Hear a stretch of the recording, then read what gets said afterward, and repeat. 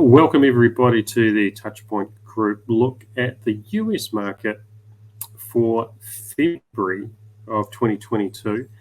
And we're looking specifically at banking app performance. And if you remember, in January, we had a look at USAA Bank.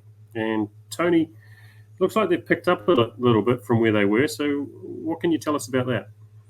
Yeah, definitely. It looks like that it took 3 months to decline into November, and I'll show you on a chart in a moment, but it took 3 months to decline, and then it's been a 3-month turnaround into February, and they're back to where they were in August.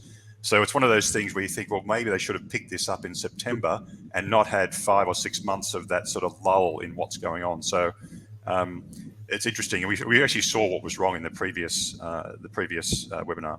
Mm-hmm. But the big news for February is the big drop for Wells Fargo. I'm going to hand it straight over to you because there's a lot to dig into to here. So give us some insights in regards to what's happening with Wells Fargo and no problem. why. I'll just share my screen and let's have a look. So I'll move straight across to that and bring that up. So hopefully you can see that when that pops up. Yep, we've got it loud and clear. Brilliant. Okay, there's a lot of lines going on here, and there's a few brands at the bottom. But I'll focus on one thing. We can see, as we we're just talking about, USAA has had that dip, but it's sort of like been a 6-month sort of dip and back up again. So it's very, very slow in the recovery. But as you mentioned, there's this dip for Wells Fargo actually does stand out. So we can see there, they were sort of hovering around 4, but there's been a massive drop in February. So that's really interesting. And we do know something about what happened in February because they had a major revamp of the app in terms of the UI, because they've actually said that to us. And I'll just switch across to this. This is the Wells Fargo App Store, and they've done this across Android and iOS. But in here, they're actually talking about what's new. And what we can see in here, and hopefully you can see that pop-up coming up there, is that across from the 17th of February, we can see that they've overhauled, there's a new experience, there's the whole thing has been updated from the 17th. And this has been rolled out across various parts of February. But keep that in mind, that February the 17th, because that's an important date as to what might have been going on. So what I'll do, I will just jump into what we can see here. So this is now zooming in just on Wells Fargo, and this is looking at the Google Play versus App Store, and we can see that with the App Store sort of it was humming along at around 4.5. Now again, one of the things about the scoring we're looking at here is these are about engaged customers. So these customers are giving a score and a comment, and this is where it's really sensitive to what's going on with your app. Without that, what you end up with, and I'll just slightly switch back to that, we end up with this sort of information here you can see in the App Store, where the score for Wells Fargo is 4 out of 5. It looks all rosy out of 6.7 million reviews. But look at even look at the comments that have been thrown at me as a potential user of this. And the dates of those comments. Yeah, look, looking at this is more than 2 years ago for this 5-star review. This is looking at pre-COVID. This is looking at 2.5 years ago for this one here, and this other one here is looking at a year ago. So I'm not sure why they're being pushed like that, but again, this isn't showing me the recent things that are going on. And this average score out of 5, that could be for the average across the past 3 years, for all we know. So it's really difficult for users to see what's going on. But obviously, as owners of that app, you need to understand and get that detail early. So one of the things I can show you here is that we saw this drop into February, but let's have a look at this. For across weeks to start with. Let's have a look at what happened here. So we can see there's sort of a bit of a cliff that's happened here. We can see that the average score was around 4. It suddenly jumped off a cliff for both iOS and Android. And we can see when that happened.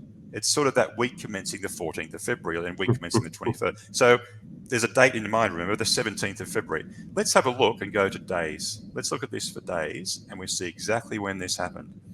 And you probably see what's going to happen here. 17th of February, on the bottom here, we can see that. And basically that is when that drop happened. And it's dramatic too. It's going from around 4 to around 3.5.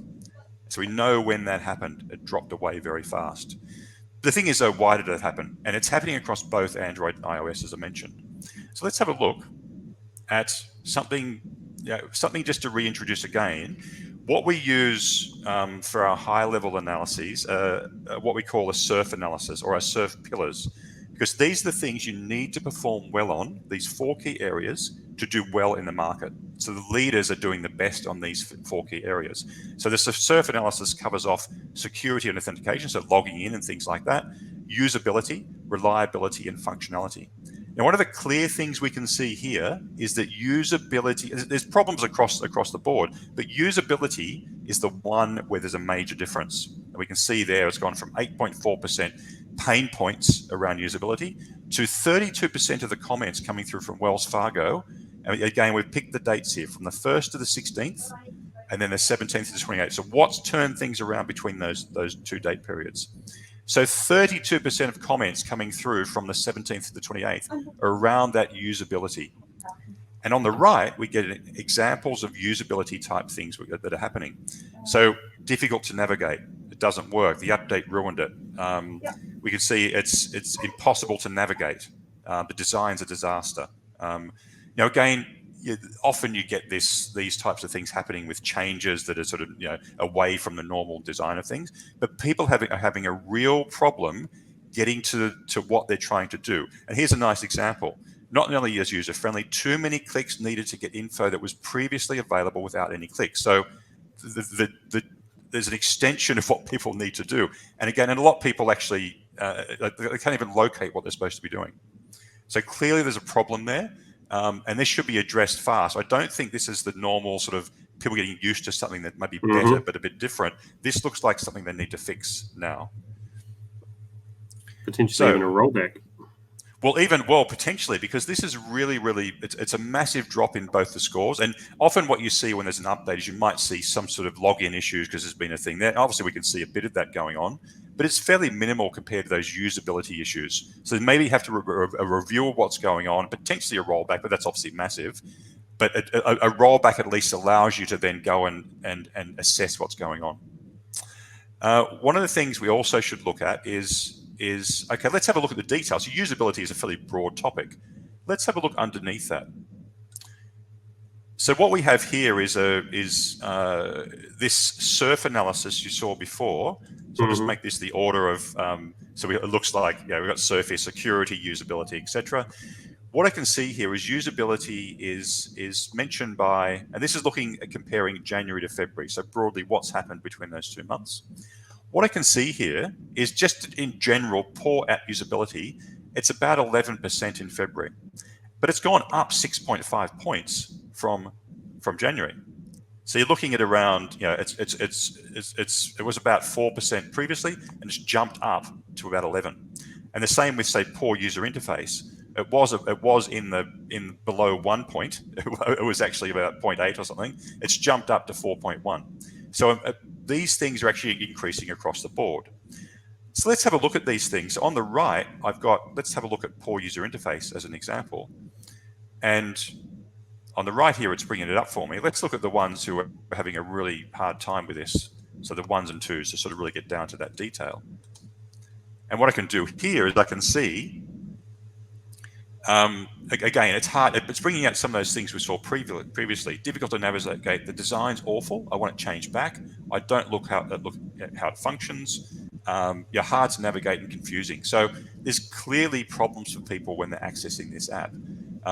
What we can do, though, is I can have a look at this from a competitive perspective. So briefly, let's have a look at the poor user interface. Where does Wells Fargo fit in the market? So it's about 4%. Huntington's having sort of a few more issues there, but 4% as compared to others in the top level are actually about 0.3, about where Wells Fargo was previously. If I go to the more broad topic about app difficult to use, Wells Fargo is down there at about 11%, whereas they used to be sort of playing around at the top here at around 3%. So clearly, they've actually disconnected from the market in terms of expectations about usability from customers. Big news, and that's really all we've got time for to talk about today. But when it comes down to it, using these tools to be able to understand the impact of these changes is going to be helping these businesses turn things around faster. So if anybody's interested in finding out more around how to actually access this sort of data, give us a shout. Thanks, team.